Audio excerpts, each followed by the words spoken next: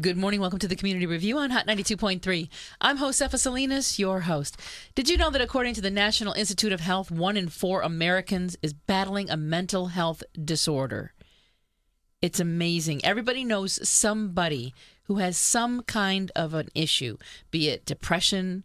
Bipolar seems to be something that's just raising its head everywhere with youth, with adults. So many mental health disorders that we're really trying to bring some light to this subject and make it comfortable for everybody to talk about. Why? Because for some reason, people think it needs to be in the closet. Everybody whispers about it at cocktail parties. Nobody really wants to say that they know anyone or know anything about mental health.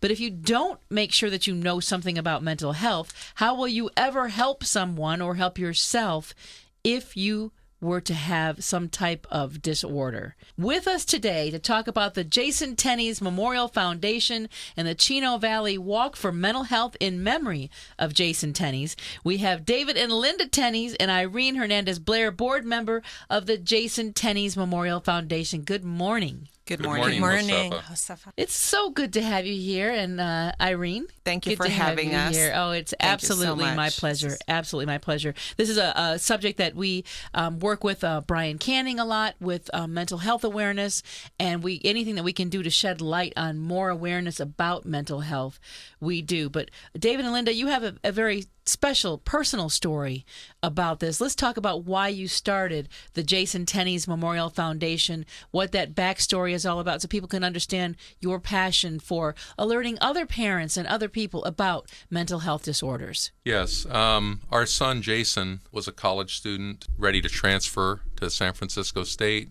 He was a guitar teacher, a tutor for algebra, a black belt in karate, had no history of any mental illness, and suddenly on the morning of September 20th, he had a schizophrenic break. And from that point, he was no longer the Jason we knew. He was like a completely different person. We had him drug tested, and it turned out it had nothing to do with drugs. And 5 days later, after 5 days of bizarre behavior and walks all hours of the day, and his friends calling us to ask what was going on and let us know where he was. Tragically, at 3:30 in the morning, he was struck by a car and killed due to the effects of this schizophrenia. It was horrible, it was devastating, and it was so sudden that even the mental health professionals that we took him to see during those 5 days completely missed just how severe this was. It was tremendous, tragic loss for us. So let's talk a little bit about the onset. What happened that let you know something had happened and changed your son? Basically, on September 20th, Jason came home, and what happened, I'm a school teacher, and I came home from work, and I saw that our house alarm had been bashed in little pieces, and the house alarm was going off.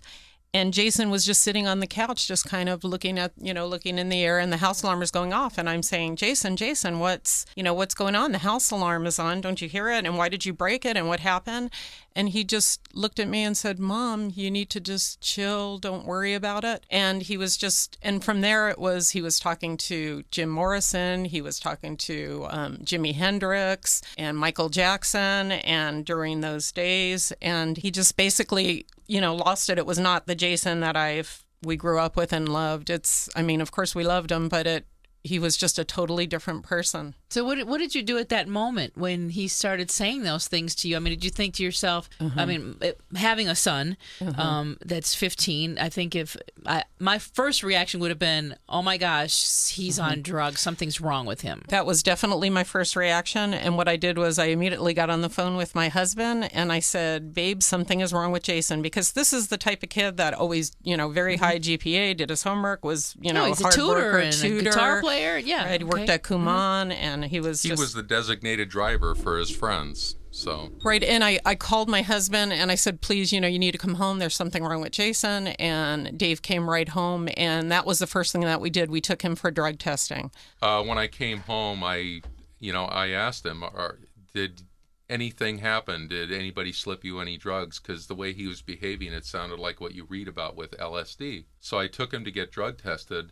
And the whole time we were dealing with the hospital and drug testing, he kept saying, why did you take me here? How come we're at a Scientology clinic? Is that nurse an alien? He looks like an alien, Dad.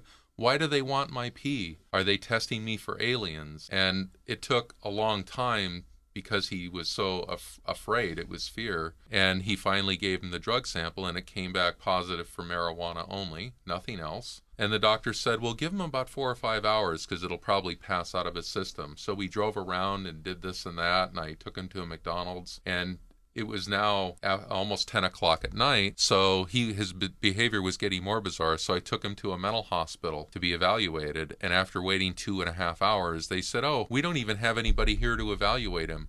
We'll just lock him up for the night and in a room, and somebody will see him in the morning. So I couldn't do that. Oh, heck no. That would have sent me over the edge. It would have been horrible. I would have lost him right then and there. So I took him home, and he had a breakdown in the car, and I had to talk him down. He was hysterical and hallucinating and thinking the house had bad spirits in it. Finally got him in the house.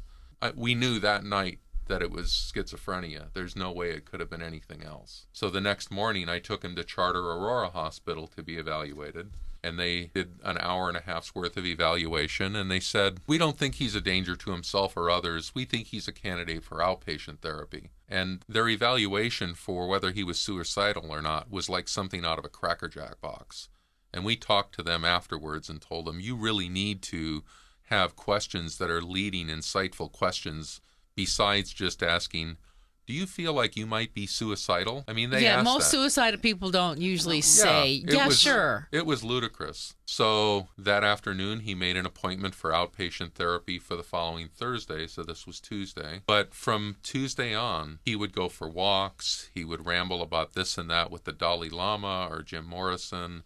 His friends would call us and, ask what's going on with Jason. And that's one thing I want to say, that his friends were such fantastic people during this whole time. They would constantly call me. His friends would call me about 3 or 4 times a day to tell me where he was at, what he was doing.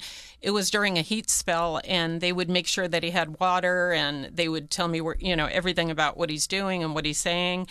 And unfortunately, during this time, too, he lost his cognitive abilities. He couldn't play the guitar anymore. He was a really accomplished composer. He would write beautiful music.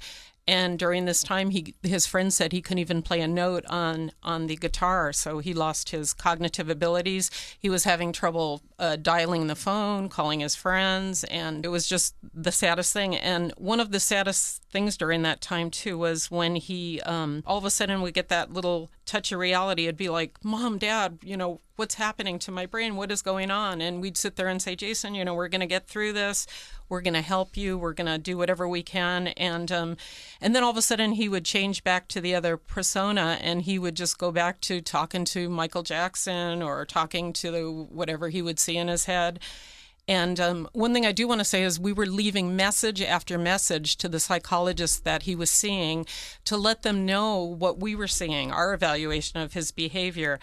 And we couldn't talk to them because Jason was over 18, so we could only leave messages. And unfortunately, I don't believe they ever got to the messages. Well, I mean, if someone is that incapacitated and a parent is calling, why would they not intervene? Why would they not help? It's not really a legal issue, we found out later, but they said that because he was over 18, that they don't like to listen to other family members, which I don't understand because he was living. Incapable of leaving a message himself. The rather weak argument they gave was that, well, if the patient finds out that the parents are talking to the therapist, even though it's a one-way conversation, the patient might opt out of therapy. But we found out later that legally what they did is on very shaky ground.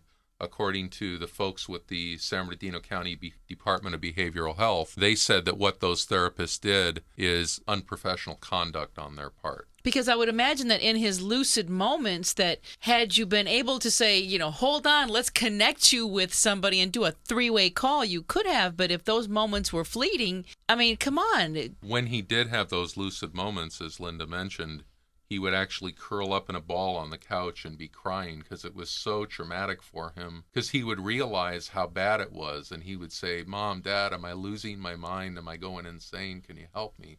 And he'd just be sobbing, and we would just hold him and comfort him and tell him we'd get him help. And then after a few minutes, he would snap back in, like Linda said, into this schizophrenic person. It was Absolutely bizarre. On the fifth day, he started getting very paranoid towards the world and towards us, and he thought we were out to get him and the world was out to get him. And he didn't threaten us or anything, but he became very agitated and very angry, and it was it was just unbelievable the last day, how angry and agitated. And basically what he was saying was, I can't trust anyone. Who can I trust? And the strange thing is, Jason always loved animals. He had a very strong love for animals. And we have a cat named Tigger, who's his cat.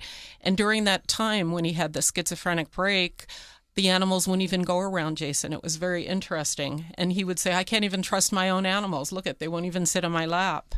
But Friday was just a nightmare. He went for walks all day. He finally came home at 7:30 at night, thought he had band practice, couldn't dial the phone, gave me his phone, asked me to call his bandmate. There wasn't rehearsal. He ate a few bites of spaghetti and then went out for walks again. And then we found out later, one thing we didn't know until we talked to his friends after, he wasn't getting any sleep during that time. And we didn't know that's part of the disorder, is that a person loses the ability to sleep. That night when he left the house at about 7:30, he went for walks, he contacted friends. He must have called 20 of his friends trying to reach out. He wanted to get to his cousin's house, whom he had been to, hundreds of times. And when he was on the phone with his cousin, he was telling his cousin that he was talking to the moon and that his cousin should go outside and he could talk with the moon too. He did finally got home about 12:30. I had gone to bed because I was going to take him to his therapy appointment in the morning, and Linda was up. So Linda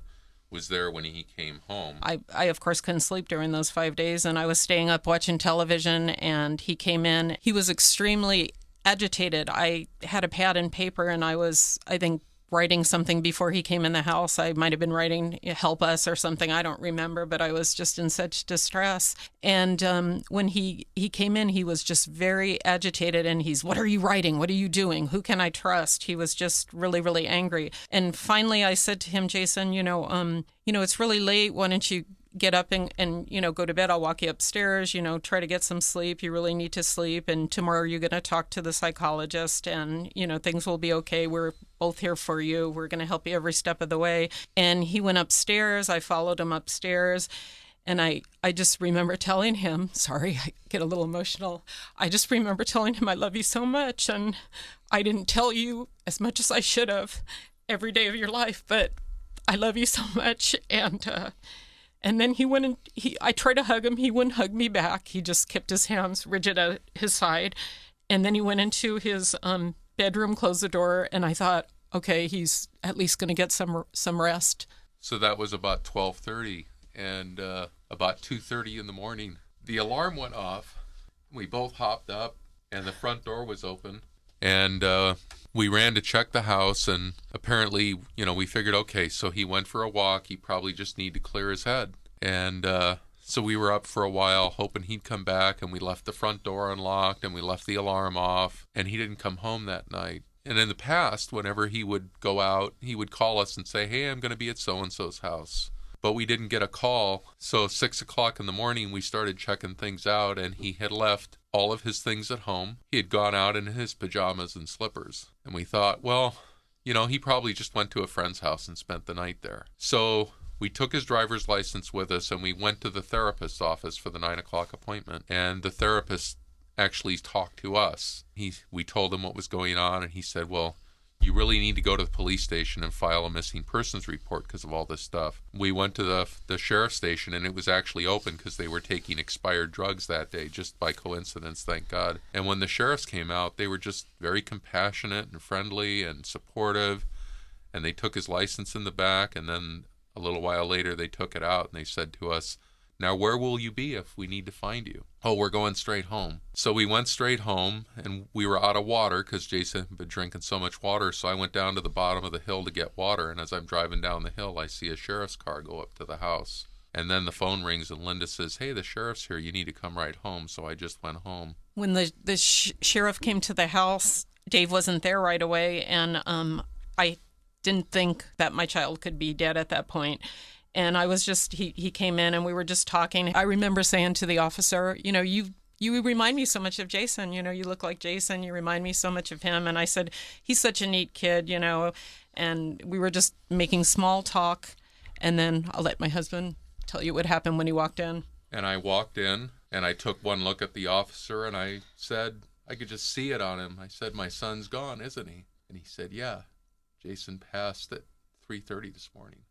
Boy, that was an incredibly rough, unbelievable. It took us about a half an hour to compose ourselves enough just to say goodbye to the officer. And we found out that what had happened is he had walked down to the bottom of the hill, and we don't know exactly how it happened, but a driver was driving down the street at about 45 miles an hour, and all of a sudden a person appeared in front of him, and it was our son, and he was struck and killed instantly. He passed away that way. And that's the kind of thing these diseases do. They take over a person's mind, and they make them do things. These voices, just like all these things you hear about in the news with the mother and the child who does this or that horrible thing. People attack these people, but it's these diseases that take over their mind, and they hear these voices, and they cannot not listen to these voices. It is overwhelming for them. We had, one thing I should say, we had an autopsy done on Jason after, because we wanted to check for brain tumors, and we wanted to check for everything for drugs, toxicology, everything came back negative for drugs. And he didn't have a brain tumor or anything. So actually the coroner is the one that, after she found out about what kind of honor student Jason was and what kind of person he was, she said, you really need to have him autopsied after. So we did get that done because we wanted to know a little bit more. And, you know, one thing I want to say is as a parent, I was never aware of this mental health illness epidemic. I always just, assumed that I always thought if somebody had a mental disorder, maybe it was bad parenting, maybe it was this or that. And until it hit us firsthand, I really never knew. And, we did so much research after we found out so much from NARCET about what a strong genetic component these diseases carry. And through our research, we're finding out so much more every day. And in fact, we viewed a video by Dr. Skolnick, who was at that time with MIT, and the video was recorded in 2009, and it talks about how strong the genetic linkage is, and in fact, the differentiation between bipolar disorder, schizophrenia, and autism is very, very minor. It involves the same chromosome, and it's just a question of which gene over or under expresses that creates the difference between these disorders. If you have the genetic disorder, it's just a question of what kind of thing is going to be the trigger to trigger onset. And in fact, Linda's sister works with children who have various disabilities as an adaptive PE specialist. And she said in these children who are autistic that are older, in their late teens, most of them start displaying schizophrenic behaviors. And people who are bipolar, when they have shortage of sleep, start demonstrating schizophrenic behaviors. So they're so closely related, and we need more and more research to find out about these disorders, because it was only in 2007 they discovered they were actually a neuroscience issue. They're not a behavioral, they're not a psychology or a psychiatry issue. This is neuroscience. It's hard medicine. And it's only been 4 years since we've known that. So we're just in the infancy of understanding these disorders. And that's why we created the Jason Tennies Memorial Foundation, because the proceeds are gonna go towards NARCET, and that's where we want the money to go, because NARCET, I believe, is the only organization that does research into these disorders. Mm-hmm. So in their pain, they put all that aside and took into consideration other families that they could help, other, members of our community who could be going through this. And so even though they've endured this hardship, they realized that there was work that they needed to do, not just for themselves, on behalf of their son, but also to save another family from having to go through this. And so we want to start off, first of all, by thanking you for allowing us this forum, but also to Senator Gloria Negrete McLeod, Senator Bob Huff, Assemblymember Kurt Hagman, the Chino City Council members, as well as Chino Hill City Council members, who have all been so gracious in this endeavor to bring awareness to our community. And this is the first attempt of, going at it this way is because so many families, they hide it. They're embarrassed. There's this stigma about addressing mental health. Well, and a lot of people just don't understand it either. They truly don't. Everybody thinks that it's a behavioral issue. Right. There's a bad parent that just didn't bring the kid up right, or something. And the more we can talk about it, the more we can try to understand and help someone. Right. Exactly. Education. And this walk, not only is it the first walk, but nationwide, this is the first event of its kind. Although the walk is primarily benefiting NARSAD, but we have invited NAMI and the Autism Society and Mental Health America and the Alzheimer's people. We've invited all of them to be there. This is the first time all of these organizations are going to be at the same event together. They're like, wow, this is so cool that somebody would want us to be at an event that's not our event. I told them, look, you're all part of the team that helps support the community. Right. And although the walk is benefiting NARSAD, anybody who wants to give direct contributions to your organization can do so at this event. It's to help raise funds for this horrible issue, not just one group. Right, definitely. So again, that walk is May 14th, 2011 from 10 a.m. till 3 p.m. Is it Ayala Park? Ayala Park. Ayala Park. They're in Chino, 14255 Central Avenue. We're going to be out there as a radio station. It's at the east end by the YMCA and Chaffey College. Their extension campus is right there. You can go online to www.jasontennies.org. That information will be up on my webpage at hot923.com. Keyword Josefa. It's going to be a full day. If you don't want to walk, just come out and support the event. There'll be entertainment, food booths, vendors, all kinds of things. I imagine there'll probably even be a food truck out there. Of course. There's the food trucks. That's the big thing now is the food trucks. You got to have one. Get the grilled cheese truck out there. Anyway. A lot of entertainment, a lot of local bands, so it is going to be a day packed with good times, but also on behalf of all those that need the education and awareness. Well, we're going to be celebrating Jason that day, and also this nonprofit organization the whole point is to raise funds and awareness for research on schizophrenia, depression, bipolar disorders, and autism. It's a 3K and 6K walk. So please, again, it's www.jasontennies.org. May 14th from 10 a.m. to 3 p.m.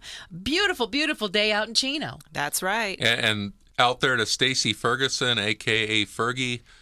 Listen to your mom. Your mom's invited you to come to the event. We'd love to have you. Hope you can be there. Yeah, well, hope she's not out on tour or anything. She usually supports stuff like this really nicely. Right. So come on out and grab the family. And, as much as I push walking and being healthy, it's a 3K or a 6K walk. Have some fun and support an amazing, amazing event so that stories like this don't have to be told again.